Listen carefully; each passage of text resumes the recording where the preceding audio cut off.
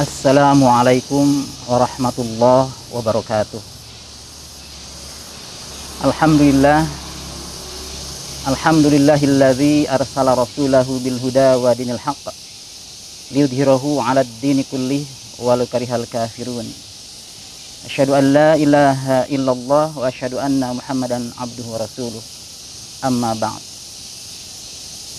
Qala Allah Ta'ala fil Qur'anil Karim, A'udzu billahi minasyaitonir rajim. Syahrul Ramadan alladzi unzila fihil Qur'an hudan linnasi wa bayyinatin minal huda wal furqan.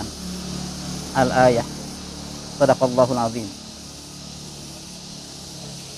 Kaum muslimin rahimakumullah, pada kesempatan yang baik dan berharga ini saya ingin menyampaikan terkait dengan bulan suci Ramadan sebagai Syahrul Quran. Pembahasan tentang Al-Quran seringkali dibahas biasanya ketika nyampe ke tanggal 17 Ramadan.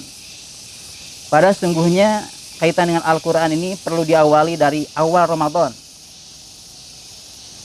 Dan ini tidak terlepas dari ayat Al-Quran surah Al-Baqarah ayat 185. Tadi sampaikan di dalam ayatnya, dalam kutipannya, Syahrul Ramadan alladzi unzila fihil Qur'an hudal linnasi wa bayyinatin minal huda wal furqan.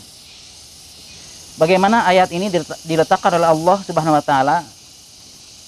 Di dalam ayatnya itu ternyata disimpan, diletakkan di tengah-tengah antara ayat-ayat tentang saum. Oleh karena itu sangat erat kaitannya ketika kita melaksanakan saum Ramadan ini, kita berbicara tentang membaca Al-Quran khususnya. Dan umumnya adalah bagaimana kita menyikapi Al-Quran. Di dalam pembahasan para ulama, sekurang-kurangnya ada 5 sikap terhadap Al-Quran. Yang pertama adalah kita sebagai mukmin, orang yang mengimani Al-Quran. Kemudian yang kedua adalah sebagai orang yang membaca Al-Quran ataupun qari. Dan yang ketiga adalah sebagai fahim, orang yang memahami Al-Quran.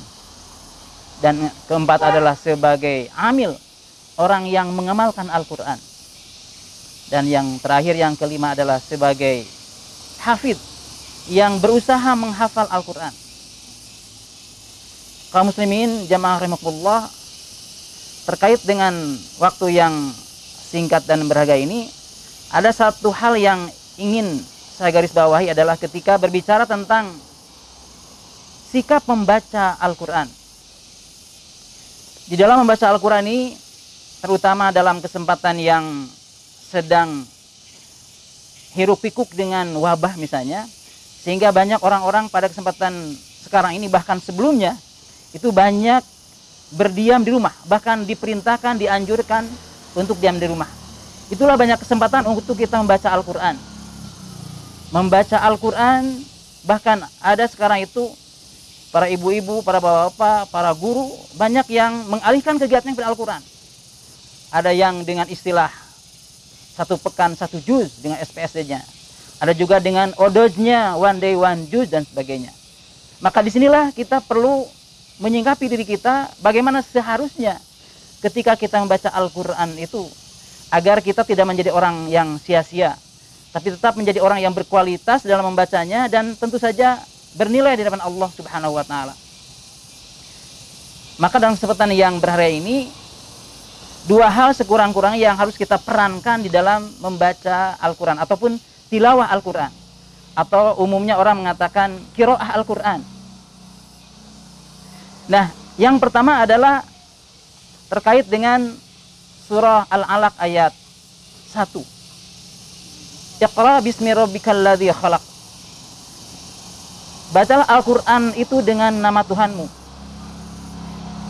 Dipahami oleh para ulama ketika membahas menelaah ayat ini, tentu bisa dimaknai secara makna yang luas, membaca semua yang ada di sini.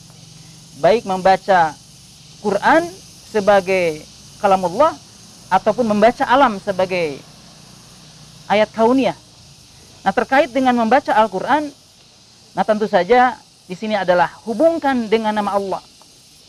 Ketika kita menghubungkan dengan nama Allah, ada satu aturan, yaitu yang disebut dengan bagaimana di dalam semua kegiatan kita ini, termasuk di dalamnya adalah harus karena Allah.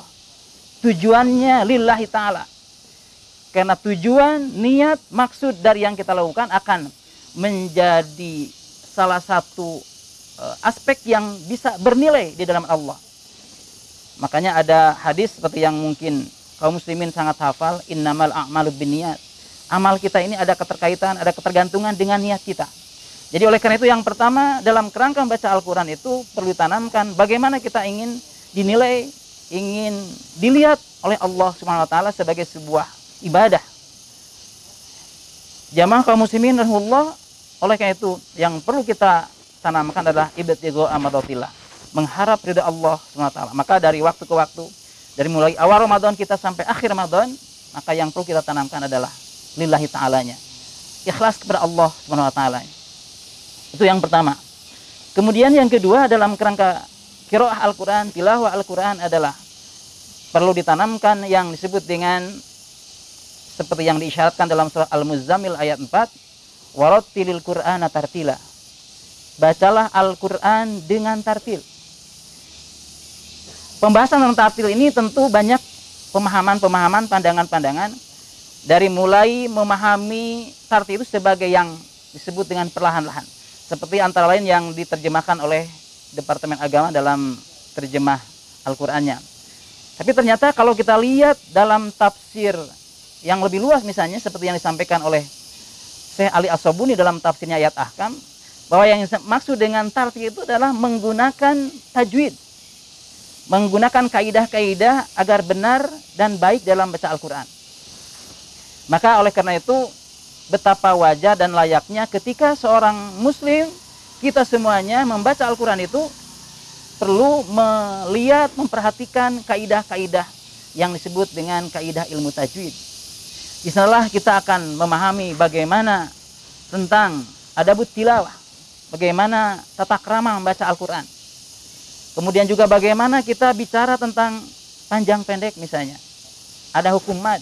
Bagaimana kita berbicara tentang makhraj, keluar huruf-huruf Al-Quran dari mulai tenggorokan kita, mulut kita, lisan kita, rongga hidung kita, semua yang terkait dengan bagian-bagian di dalam makhraj kita.